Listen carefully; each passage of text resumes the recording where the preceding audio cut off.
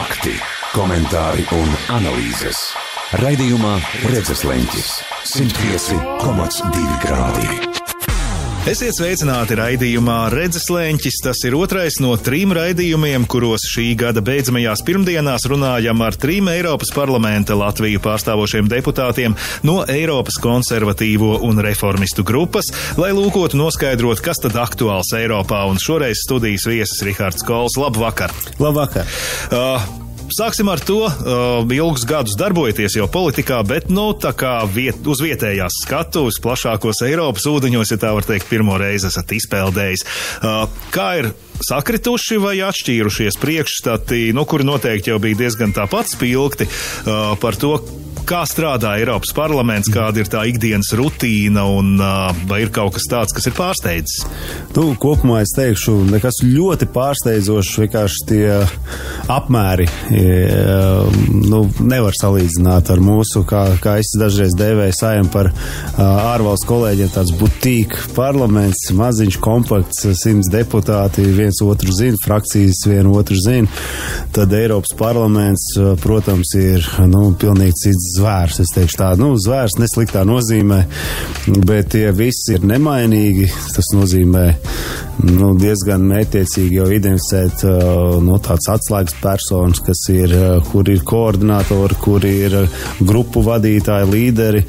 Un kopumā tas daudz lielāk tā mašinērija, bet tie principi, priekšlikumu virzīšana, jautājumu aktualizēšana, viņi ir laika ietilpīgāk, varbūt nenotiek tik ātri, kā pieņemsim Saeimā.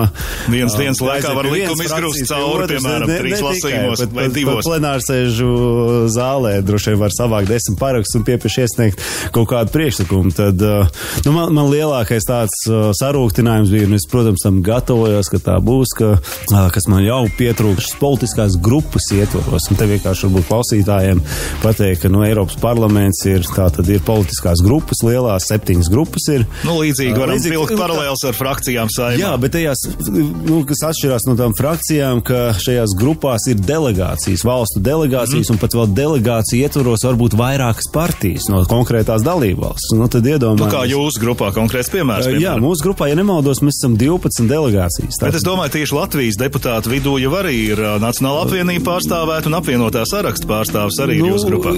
Jā, bet apvienotais saraksts nav konservatīvo grupas dalībnieks, kā partija. Tā frakcijā ir? Grupā.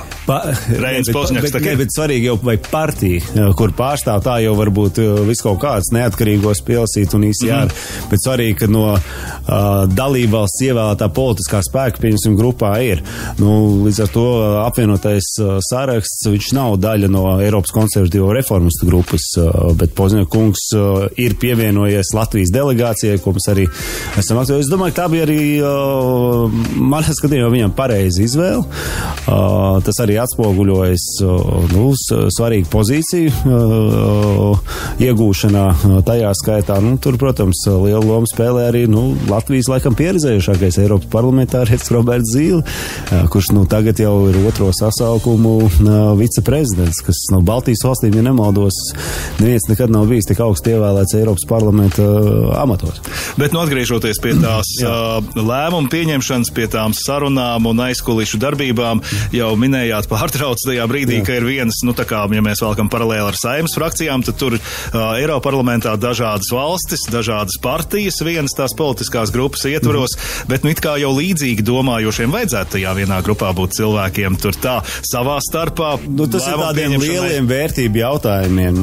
Jā, ir jābūt, protams, politiskai grupai ir savs tas, manifests uz parlamentu vēlēšanām, kas tad visām ietilpstošajām politiskajām grupām un to pārstāvjiem, kas ir ievēlēti, ir saistoši. Bet tas nenozīmē, ka pilnīgi visos jautājumos visa politiskās grupas ietilpstošās partijas vai pārstāvji balso absolūti vienādi. Jā, Saeimā ir iespējams daudz disciplinētāk frakcijai būt. Bet mēdz būt arī brīvais balsojums. Jā, bet tas ir, ka vienojās. Bet šeit pārsvarā, ja tīpaši ICR grupa, Eiropas konservatīvo reformistu grupa ir tā, ka tiešām demokrātijas, augstākais punkts, ja pasos uz citām grupām, tur ir tā, ka ar pātagu var teikt, tad mums praktiski, mēs mēģinam panākt vienprātību, bet tā nav, mēs neejam uz vienprātību ar balsojumiem. Mēs panākam, tas vārds angliskais by acclamation, kas nozīmē, ja mēs visi aplaudējam, tad tā ir vienošanās. Un ka mēs neejam uz kaut kādu balsojumu, jo, balsojums parasti ir tāds, kas, viens puses neapmierinās, vēl kaut kā tādā veidā. Un man tas liekas ir pareizi, protams, gribētos citos jautājumos, ka ir disciplīnas balsojums, tas pats, piemēram, atbalsts Ukrainai. Nav jau tā, ka pilnīgi visi arī ICR grupas ietvaros balso EKR, laikam sanāk Latvijas tā saīsinājums pareizāk lietot vienādi, bet tas nozīmē, ka šiem deputātiem man grupas ietvaros ir jāstrādā pastiprināt, gan pārliecinot viņus, gan arī kliedējot maldus un dažādu citu informāciju, ko viņi varbūt pasmēlušies ir no dezinformatoriem vai manipulatoriem. Par to ikdienas rutīnu, Saeimā strādājot, protams, ir vienkāršāk pamosties mājās, aizēj vai aizbrauc līdz parlamentam, tur nostrādā, pēc tam atkal mājās. Šeit tā ceļošana katru nedēļu, gandrīz vai Rīga, Brisele, Rīga, Strasbūra. Esat tik daudz lidojis, tik īsā laika posmā kā pēdējā pusgada laikā? Es pat vēl vairāk nekā nepieciešams, jo papildus ne tikai šai te turp un atpakaļ lidošanai, vēl jau ir saucamās mācību misijas komandējumi, grupu ietvaros, komiteju ietvaros, un dažbrīd tev tā galva tāda viegli pieblīdus ir gan no, piemēram, laiku joslu maiņām, piemēram, iepriekšējais mēnesis man sanāca mēneši ietvaros ne tikai uz Latviju, bet arī Eiropā doties komandējumos, bet arī pāri Atlantijas okeānam uz ASV 2 reizes, un tās ir 6 stundu maiņa vienā virzienā un atpakaļ, un tev it kā 3 dienas paiet, vajadzētu ķermenim adaptēties, bet jau atkal ir jāpamēs, un tad ir tāda asmeņa, tas prāta stāvoklis vai fokus, bet attiecībā uz vizināšanos turp šurp es tomēr esmu pieņēmis lēmumu ar visu ģimeni pārbāzēties tieši uz dzīvi Briselē, jo, es uzskatu, ja gribi pamatīgi strādāt, tev jābūt ir uz vietas. Protams, uz Latviju es dodos, tās ir tās dienas, kad ir tikšanās vēlētājiem piekdienas, un tās ir arī pirmdienas, savu iespēju robežās arī tiekos ar cilvēkiem, iedzīvotājiem, ar vēlētājiem, ar nodaļām, ar nevalstiskajām organizācijām, bet pamatā es uzturos Briselē. Tāds vieglāks jautājums, tagad jālido ir bieži viskaut kur, nav tā, ka ieejot lidostā kur man tagad šodien bija jālido, uz kuru geitu jādodās nevis uz Rīgu, bet tur citur. Tas ir gadījies, un ir viskaut kādas kurjos situācijas, piemēram, vakar arī mums Strasbūrā noslēdzās sesija, jātiek ir uz Rīgu, Air Balticam vēlēja vakar reisi nav, no Frankfurtas, tas ir tuvākā lidosta, var teikt, Strasbūrai, tāda, ko uz Rīgu var tikt, Lufthansai arī nav, jābrauc ir uz Parīzi, tad no Parīzes uz Rīgu, un tad arī man bija tā, ka man asistenti bija sarunājuši ar to Eiropas parlamenta administrāciju, sarunājuši, bet informējuši, ka man nepieciešams ir izkāpt Charles de Gaulle lidostā Parīzē, jo, tas vilciens, kas speciāli reizes uztaisīts, viņš no Strasbūras uz Briseli pietur tikai Parīzes tāda Charles de Gaulle lidostā. Un viņi man ielika vilcienā, kura vagoni neatver Charles de Gaulle lidostā. Un es saku, ko man darīt? Man ir obligāti jānokļūst. Man šodien pieņems pie jums ir jābūt. Un vēl citas sanāksmes. Ka es teicu, ka, ja mēs piestāšam Charles de Gaulle un durvis neatverās, es skatos, ka ir opcija tāds āmurīts pie vagonu durvīm. Bet jā, tās situācijas ir dažādas. Un kā pareizi arī minējāt, ka dažbrīd ir pamosties, nepamosties naktī, nezinu, vajag uz labierīcībām aiziet. Tu ej un tu sienā ieskrien, un tā ir, saprot, ka tā ir pilnīgi cita viesnīca, ne tā, kurā tu iepriekš būtu dzīvoja.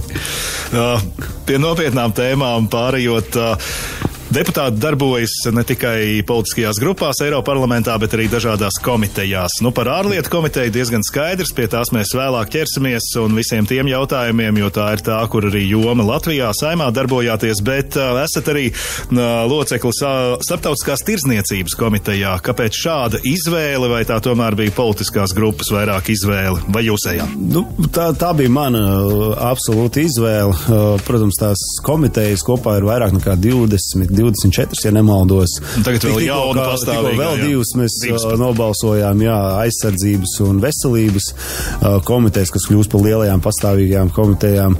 Un tad, protams, ir, sākumā, es paļaujos savu pieredzējušo kolēģi Robertu Zīli, kas, teicās, kā tie visi procesi iet, un protams, man izvēle krita, kā jau pareizi minējāt, ārlietu komiteja viens, un starptautiskā tirdzniecība, viņi ļoti saistīta ar ārlietām, ļoti saistīta. Absolūti, un arī Latvijā strādājot ārlietu komisijā, visi starptautiskie līgumi gājas un arī tirdzniecības tajā skaitā līgumi caur ārlietu komisiju. Tā kā man likās tas tāds pagarinājums manai nacionālajai pieredzei šo te Eiropas Savienības pieredzi turpināt īstenot. Un starptautiskā tirdzniecība Eiropas parlamentam, protams, varbūt ir ierobežots iespējas mainīt līguma vienošanās tekstus, tāpat kā īstenībā Saeimā ārlietu komisijai. Mums jau noliek uz galda gatavu gala produktu tirdzniecības nolīgumam, un mums vienkārši politiski jāpauž atbalsts vai atkal noraidījums. Mēs izmaiņas nekādas veikt nevaram. Un tāpat jau arī Eiropas parlamentā. Bet, kas ir būtiski šiem tirdzniecības nolīgumiem, tie ir ļoti, ļoti gari, ilgi procesi. Daži pat var ilgi 10 gadu, kamēr nonāk līdz kaut kādam sausiem atlikumam un rezultātam. Un, man liekas, ir ļoti būtiski pēc iespējas vairāk Eiropas Savienībai slēgt šos brīvās tirdzniecības līgumus, jaunās paudzes līgumus.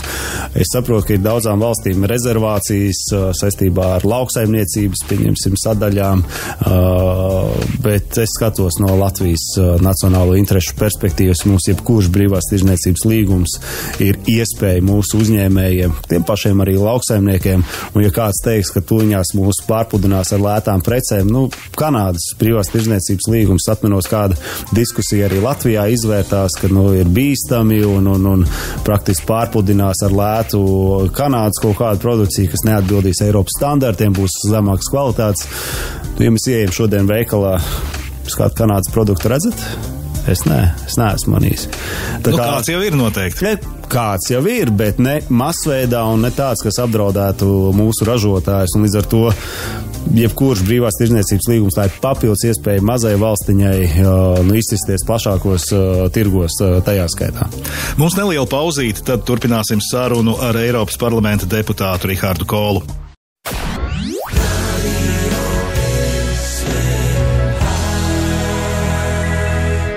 Fakti, komentāri un analīzes.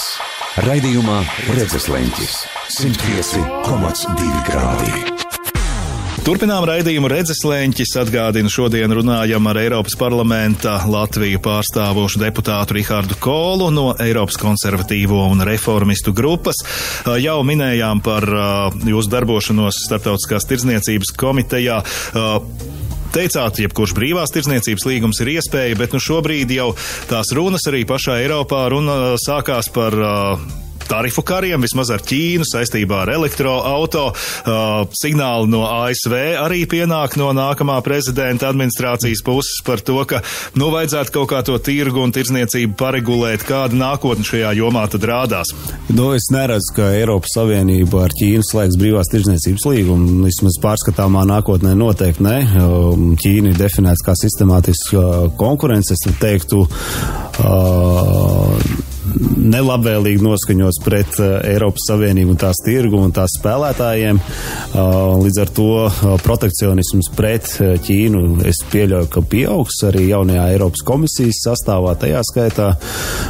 Attiecībā uz ASV, arī tur neskriešu notikumiem pa priekšu, ir skaļi paziņojumi, tarifi pa labi, tarifi pa kreisi, bet ir arī jāsaprot, ka ASV Eiropas tirgus ir 35 līdz 40%. šaut sev kājā. Es nezinu, vai tas ir tas labākais. Tieši meklēt to saskars punktus ir iepriekšējā administrācijā, pašreiz vēl administrācijā, ir tie centieni veidot šo tehnoloģiju padomi, kur tieši mēģināt to saskarsmes punktus identificēt, sadarboties, nevis pretstāvēt. Un otra lieta, kur neizbēgam būs tā sadarbība jāpadziļina un jāpaplašina, tā ir aizsardzības joma, aizsardzības industrija. Tomēr viss, kas liecina par vēsturisko pieredzi, tad transatlantiskās saites, it īpaši šajos ģeopolitiskajos apstākļos ir jāstiprina, nevis jāsāk kaut kādi neauglīgi tarifu kari. Bet, protams, Eiropas Savienība aizstāvēs sevi, neatļaus vienkārši tā, ka norādīt, kur un kādā veidā. Es domāju, ka tādu ļoti lielu satricinājumiem nevajadzētu būt. Es pat teiktu, ka ASV tagad ar jaunievēlēto prezidentu Trumpu, pirmie bija signāli attiecībās tās kaimiņu valstīm Kanādu un Meksiku. Arī 25% viņās būs tarifi iekšā. Vai arī iestājieties ASV? Nē, jā. Bija tās teksts. Jā, tā bija tāda teksta. Teksti būs, es domāju, daudz un raibi un epiteti būs skaļi, bet, protams, skatāmies, kāds sako rīcība. Un Eiropas Savienībai ir jauns arī tirzniecības komisārs, ļoti pieredzējis komisārs Šefkovičs, ja nemaldos, ar vislielāko komisāru pieredzi kopš, man tā liekas, jau 4. gadsimta viņš ir komisijā bijis. Bet tas nevis tas, cik viņš ir ilgi bijis, bet kāds ir tā spējas un kāds to saskars punktus meklēt. Tā kā jā, būs tirzniecībā viennozīmīgi izaicinājumi, varbūt ne tikai ar brīvās tirzniecības nolīgumiem, bet arī ar tām organizācijām, kas te regulē starptautisko tirzniecību. Tāpat starptautiskās tirzniecības organizācija. Tur ir nepieciešams ļoti būtiskas reformas pārmaiņas, un arī tur tik viegli neiet. Ķīnai ir savas kabatu balsošanas valstiņas, teiksim tā, es viņas nosaukt. Otra lieta, piemēram, tāds princips, kas ir iedibināts šajās organizācijās, kas ir pēc otrā pasaules kara veidots, jo viņas viss ir veidots uz vienprātības principu lēmumu pieņemšanu. Un viens no tiem principiem, kas ir pasaules tirzniecības organizācijā, ir, ka katru gadu valstis iesniedz pašnovērtējumu, vai viņas ir attīstības valstis vai attīstītas valstis. Kā jums liekas, Ķīna gadu no gada iesniedz pa sevi? Attīstības?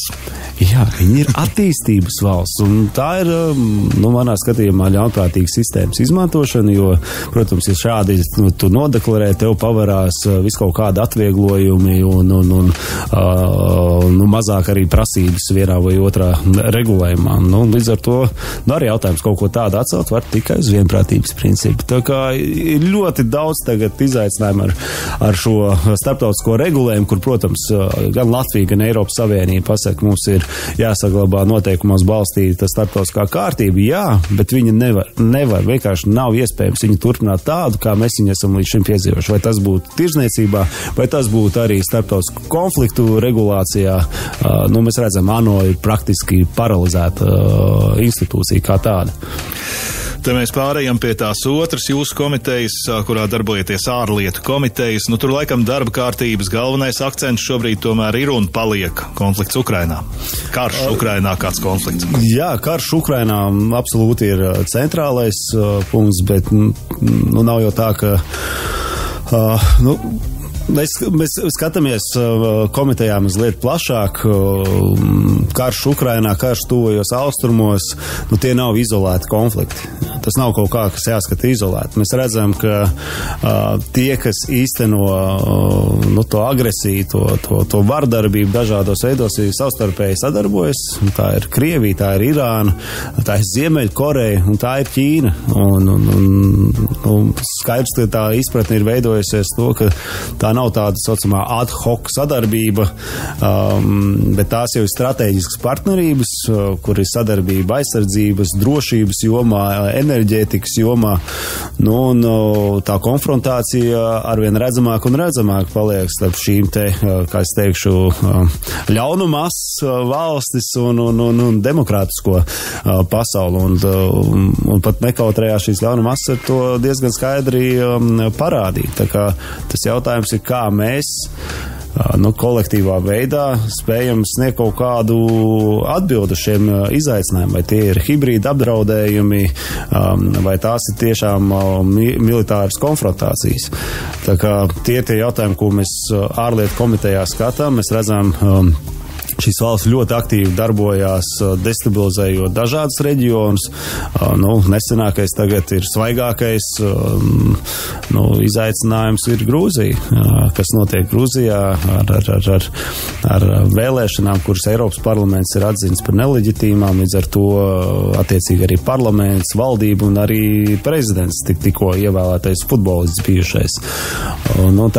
Tās bāžas jau ir par to, ka pirmkārt, demokrātiskie principi tiek nonivelēti, degradēti vai vispār atmesti kā tādi, un tā virzība ir vairāk uz tādu, uz autoritārismu, uz to Krievijas orbītu. Šeit es runāju tieši par Grūziju, bet tas nav tikai Grūzijas izaicinājums. Moldova, tajā skaitā tās pašas austrumu partnerības valsts Azerbaidžāna, arvien interesantākas lietas sāk notikt. Tad arī mūsu NATO sabiedrotais Turcija ar savām reģionālajām ambīcijām ir diezgan liels izaicinājums. Tā kā 25. gads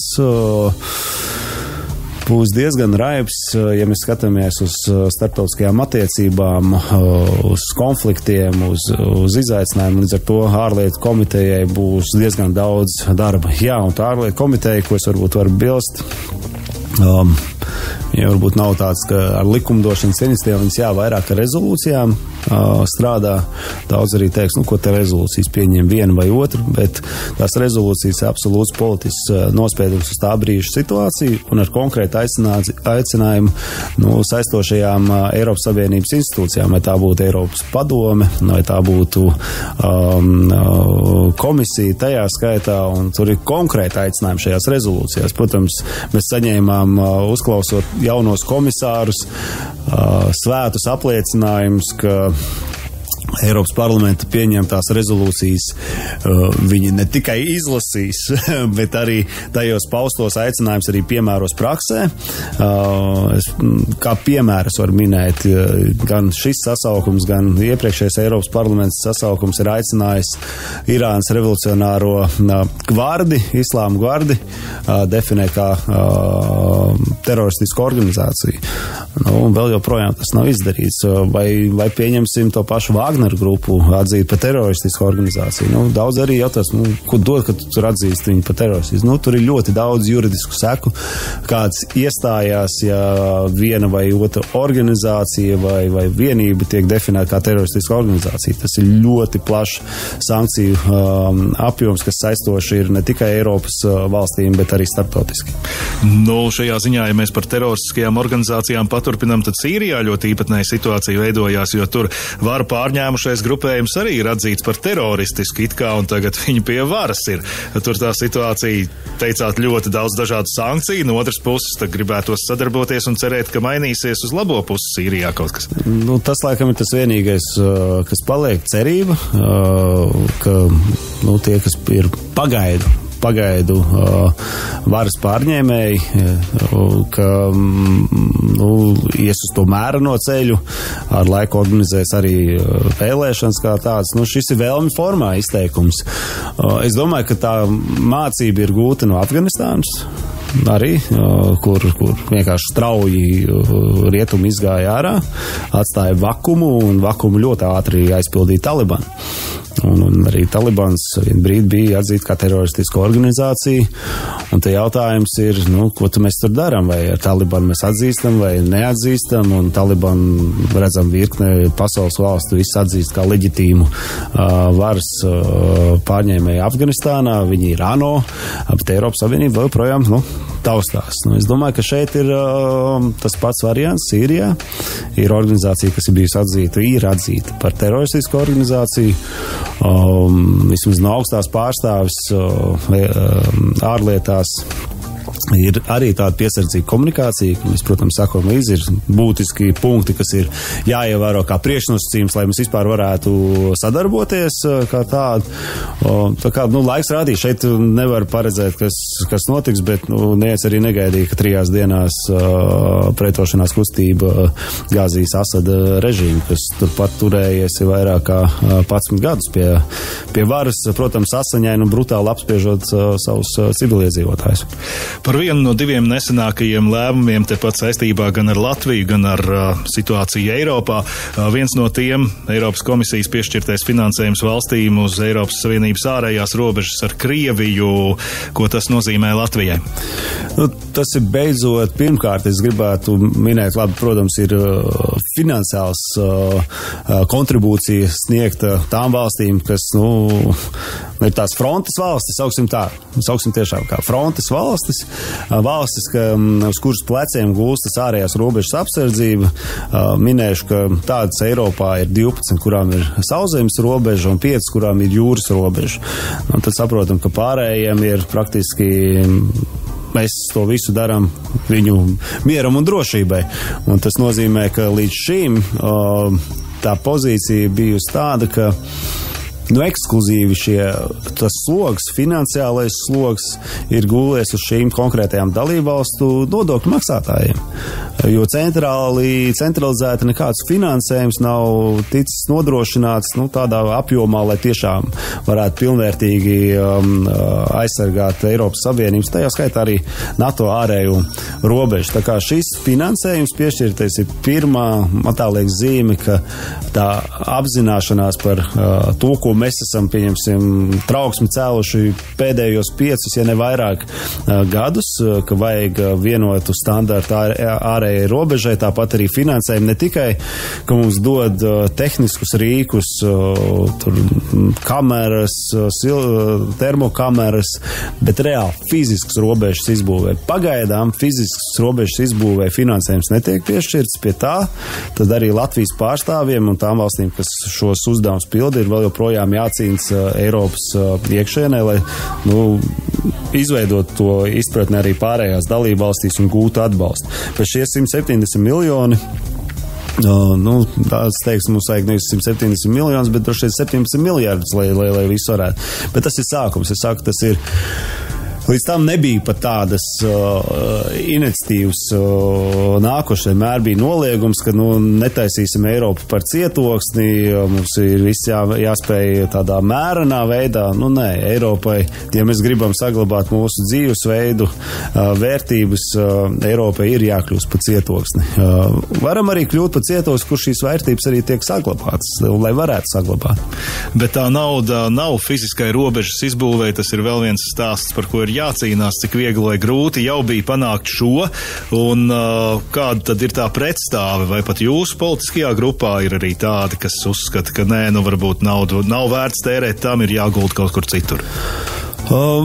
Politiskajā grupā nē, tur konservatīvos ir diezgan skaidri izpratni ārējām robežām, jo, tomēr arī vadošās partijas valstis, kas ir Eiropas konservatīvo grupā, kas ir Itālija un Polija, tieši saskarās ar šiem izaicinājumiem ļoti lielā mērā. Īpaši jau Polija. Nē, bet arī Itālija. Arī Itālija, Meloni, premjerministre, diezgan pamatīgi arī cīnās Eiropas komisijas ietvaros, Eiropas padomas ietvaros, ja šī jaunā komisija izveido atsevišķu komisāru portfeli vidusjūrai, kur ietilps arī viena no elementiem ir cīņa ar neregulāro migrāciju, kas man arī ļoti imponē šāds apzīmes neregulārā migrācija. Vienkārši runājam, nelegālā migrācija. Neregulārā migrācija. Tas ir tāds vēl viens tāds elements, kur rietum, ko es esmu pamanījis politiķi, mēs paši sevi kaut kā cenzējam, nelietot īstos vārdus, saucot lietas īstajos vārdos. Piemēram, tas pats arī hibrīda apdraudējumi. Hibrīda apdraudējumi ir ieviests termins, lai mēs nesaukt lietas kā, piemēram, sabotāža, terorisms, te paši, piemēram, jūras kabeļi, vai ne? to sabotāžu. Es nesaucu sabotāžu, hibrīda apdraudējums. Bet, ja lieto sabotāžu terorismu, tur jau atkal izriet citas konsekvences, kas ir daudz smagākas. Tā kā mēs paši turpinām kaut kādu šo pašu cenzūru, lai nevarētu piemērot pēc iespējas striktāku atbildi šīm darbībām. Tā kā pa migrāciju arī, neregulārā migrācija. Piedodiet, mums ikvienā dalībvalstī ir krimināla likums, kurai skaidri pateiks, robežas nelegāla šķērsošana, krimināla sodāma rīcība. Bet, izveidojies tā kārtība ir tāda, ka tas pats migrants, kas šo robežu nelegāli šķērso, ir tas burvju vārdu salikums, kas saucās es pieprasu patvērumu. Tiklīdz šie vārdi izskan, tā krimināla likums nav piemērojams, ir piemērojams patvērumu likums, un tad Eiropas Savienības regulējums, un tad šis migrants attiecīgi tiek nogādāts aizturēšanas zonā, kas, protams, nav cietums, kas ir tāda, var staigāt turp šurp, kamēr to patvērumu pieteikumu izskat.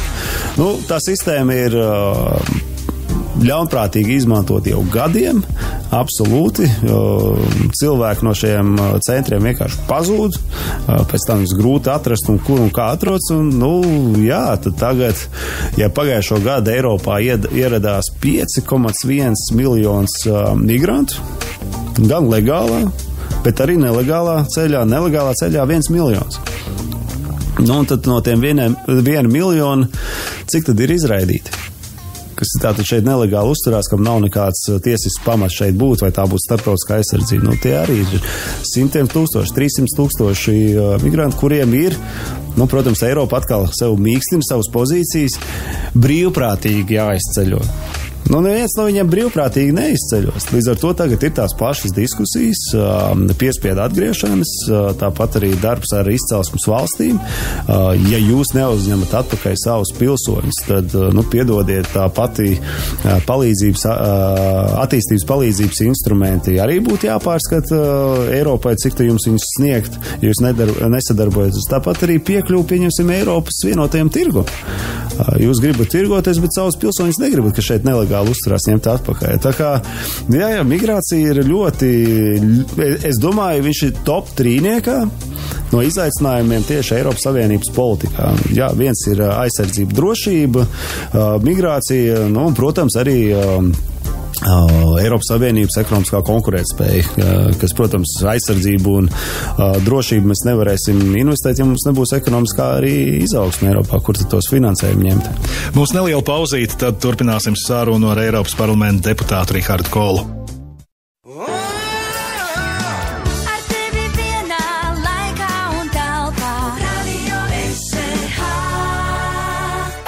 Fakti, komentāri un analīzes.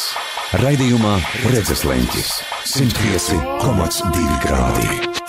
Turpinām raidījumu Redzesleņķis, atgādina šodien studijas viesis Eiroparlamenta deputāts Rihards Kols.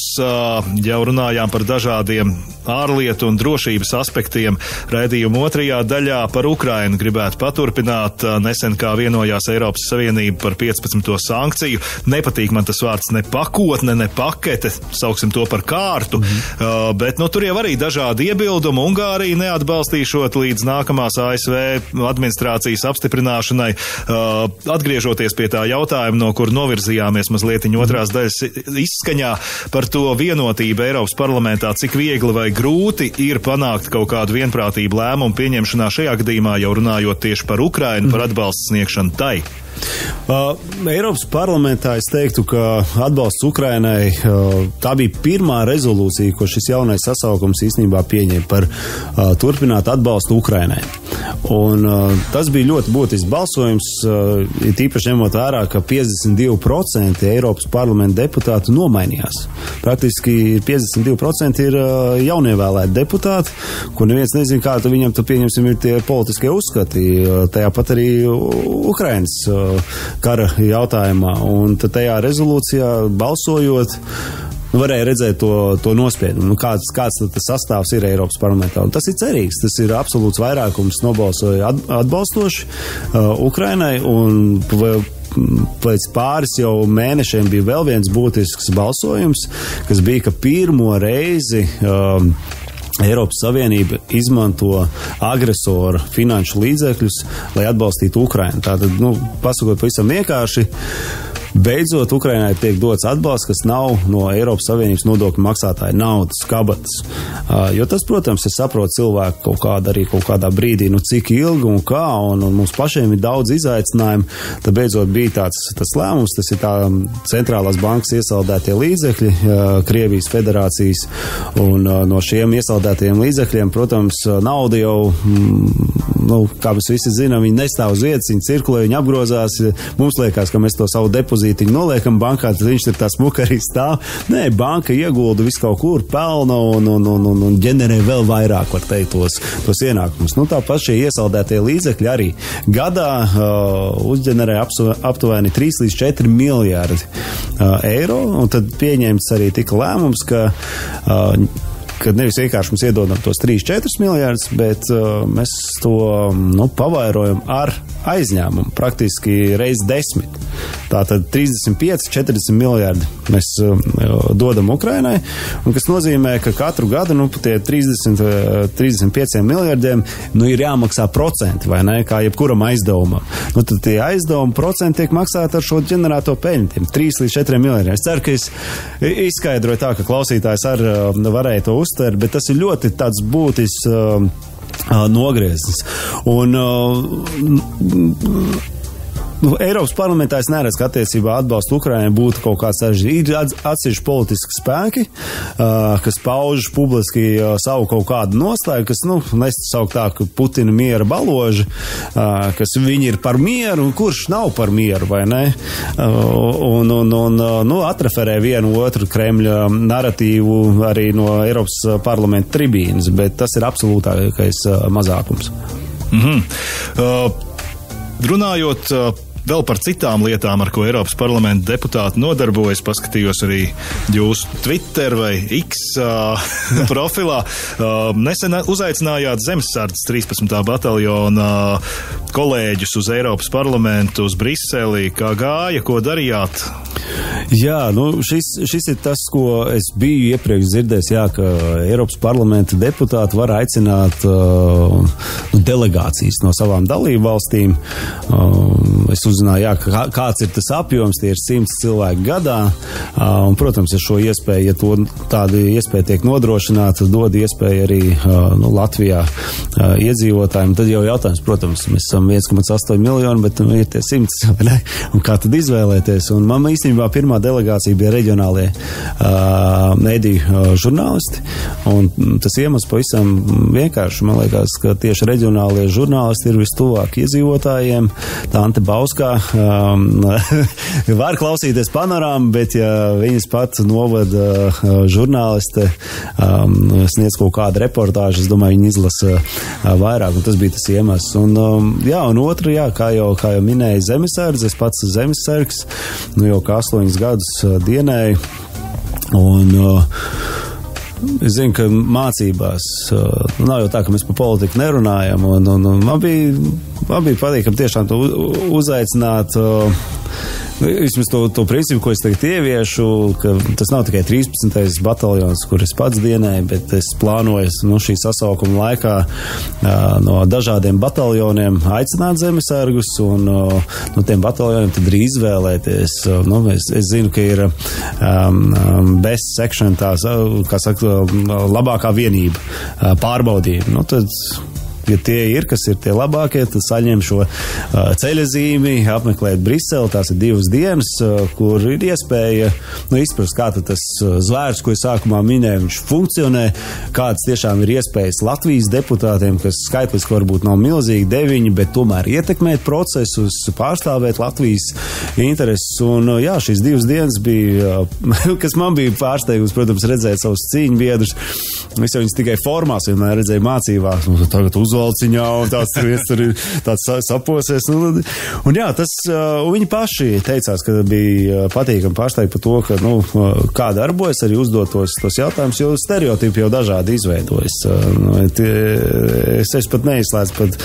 Aizbrauc neko nedara, saņem lielu algu un politiskais turisms. Es vakar lidmašīnā saskāros ar tādu attieksmi, kurus pat nezinu, es pat cilvēku nepazīstu, pienāc klāt, parunājamies. Es labprāt, es teicu, es tiešām esmu nogurs un es gribētu, tīri atslēgt, man bija tā jau sakās tas nogurums un kāds nogurums, jūs taču vispār nestrādājat, jūs tur neko nedarat. Labi, lai jau ir tāds, bet, jā, ir tāda izpratne, ir tādēļ es mēģinu savos sociālajos tīklos pēc iespējas plaši klāstīt par to darbu, ko daram Eiropas parlamentā, kādus lēmumus mēs pieņemam, kā tie ietekmē Latvijas iedzīvotājus, tādu atgriezenisko saiti nodrošināt. Par to zemesardzi īsumā tāds jautājums. Tagad, esot Eiroparlamenta deputātam, zemesardzei laiks pietiek, piemēram, ja mācības kādas var piedalīties? Tas ir ļoti viegli saliekams kopā, jo mācības ir pārsvarā nedēļas nogals. Protams, man vajag konsultēties savu ģimeni, kura arī grib mani redzēt, un ne tikai ejam. un līdz ar to, tas galvenais, ka pati zemesardze, izstrādājot mācību plānu nākamajam gadam, pieturas pie šī plāna. Nevis ir tā, ka saliek grafikā, ziniet, nezinu, mums tur poligons nav pieejams vēl kaut kas, un tās mācības pārliekās. Ja viss ir salikts to savu optimālo, es centīšos izpildīt, turpināt piedalīties aktīvi dienestā, un es zinu arī kolēģis pirms tika ievēlēts Eiropas parlamentā, kas, pieņemsim, studē apvienotajā karalistē un uz mācībām, kas ir tās lielās, būtiskās, svarīgās, atrod laiku un ierodas. Vēl tāda interesanta lieta, ka rīkojāt nesen Liepājas vidusskolēniem konkursu, par ko? Kāpēc tieši Liepāja? Jā, tā bija tāda reakcija uz Liepājas pašvaldības, valsts pilsētas pašvaldības, tātad arī tādu konkursu noteikti par krievu valodu, pārbaudījums krievu valodas zināšanās. Šajos apstākļos, ģeopolitiskajos un krievu valodas lietojums publiskajā tāpā, kur vēl skolās, ka mēs pārējām uz latviešu valodu mācības un vispār krievu valodu kā izvēles priekšmets praktiski pazūd, ka es ar savu kolēģi no Saeimas, Artūru Butānu, Saeimas deputātu, mēs teicām, kad ir jāliek pretīm, kad tieši veicinam latviešu valodas popularizēšanu, īpaši jauniešu vidū. Un tā konkurss bija pavisam vienkārši uzrakstīt eseju, ne jau tur uz 10-20 lapas pusēm, bet tādā brīvā formā, protams, neizmantojot mākslīgo intelektu un ChatGPT sniegtās priekšrocības, ka tīri pastāstīt, ko tev jaunietim 21. gadsimtā Latvijā nozīmē latviešu valodu un kādēļ tev viņi svarīgi. Un jā, tas konkurss bija, man pārsteidz diezgan daudz dalībnieku piedalījās, ka pat bija jāpaplašina tas loks, cik tad tie laureāti būs ar labākajiem darbiem, un tiem labākajiem darbiem, jā, es to savu iespēju apmeklēt Briseli, varbūt tie, kas, tiešām darbi bija visi labi, un varbūt, kas palika aiz strīpas, tiem, kas dosies Briseli, tad mans kolēģis Artūrs Butāns tad nodrošins mums uz Saeimu, tad arī tur. Un jā, un tā doma ir, ka jau tagad organizējam konkursu šomēnes Daugavpilī, Augstdaugavas novadā par Latgalē, arī tieši pie pašu principi, un ļoti ceru, ka arī līdz sasaukuma beigām pēc iespējas vairāk novadu man izdosies šos konkursus norganizēt un jauniešiem iespēju piedalīties. Tās 100 viesu kvotas aizpildīsies? Jā, bet es domāju ļoti vērtīgi. Un tad vēl pēdējais noslēdzošais jautājums. Jūsu kolēģis Reinis Pozņaks sociālos tīklos bija publicējis ierakstu, kurā bija redzama tāda smieklīga krūzīte, un tad viņš bija ierakstījis, ka kafiju no tās dzerot, tas ir tas veids viņam, kā nesaiet deputātā. Vai jums arī ir kaut kāda ieradumi, kaut kādas lietas, ko jūs mēdzat darīt, lai noturētos pie zemes, lai neatrautos tajā lidojumā, lai nebūtu tiešām tā, kā jūs teicāt, lidmašīnā, tas priekšstats cilvēkiem, jūs taču tur neko nedarat, bet saturat, pat paturētu to saikni ar realitāti? Es nezinu, es 10 gadus esmu bijis Saeimas deputāts, un es īsti nezinu, ko nozīmē saiet deputātā. Vai jautājiet Rēnim Pozņikam? Tad jājautā Rēnim Pozņikam, kas ir pirmo reizi deputāts, un man liekas, pa jebkuru profesiju, es nezinu, vai deputāts ir profesija, pirmkārt.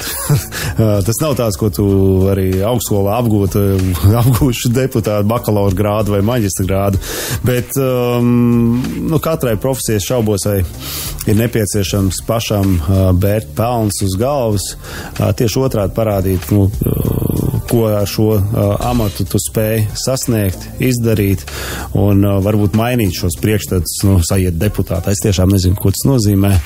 Es nesēju deputātā, es pildu savus pienākumus, ko man vēlētāji man ir uzticējuši, ko savus solījumus esmu devis un pārstāvēt prioritāri Latvijas valsts intereses Eiropas parlamentā, kur, tur ir vēl 719, varbūt pat mazāk, jo es ceru, ka visi no Latvijas ievēlētie pārstāv Latvijas intereses, bet tātad 711 deputāti arī cīnās par savas valsts interesēm. Tā ir konkurence un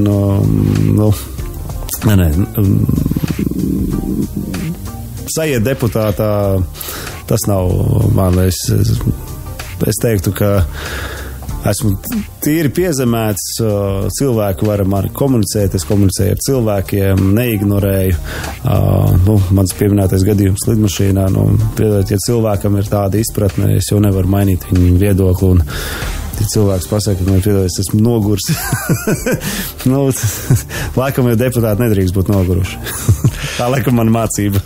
Liels paldies Rihardam Kolam, ka atnācāt. Raidījums Redzesleņķis ar šo arī šodien ir izskanējis, bet mēs vēl tiekamies nākam pirmdien, lai gan tā ir brīvdiena, pirmssvētku diena, bet tomēr tad uzklausīsim un iztaujāsim vēl vienu Eiroparlamenta deputātu no Eiropas konservatīvo un reformistu grupas Robertu Zīli. Tā ka sadzirdamies šajā raidījumā vēl šogad. Paldies vēlreiz Rihardam Kolam un uz tikšanos!